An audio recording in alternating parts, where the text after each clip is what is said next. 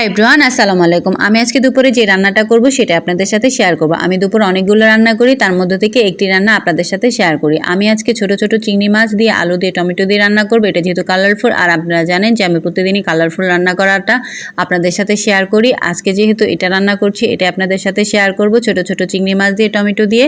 আর এটা হচ্ছে রায়নের জন্য রান্না করেছি। আমাদের জন্য ইলিশ মাছ আছে, ঢেঁড়স ভাজি আছে, সবই রান্না করেছি, কিন্তু রায়নের জন্য অল্প মশলায় এটা রান্না করব। আমি এখানে দেখতেই পাচ্ছেন শুধু হলুদ আর আদা একসাথে মিক্স করে ঢেলে দিলাম।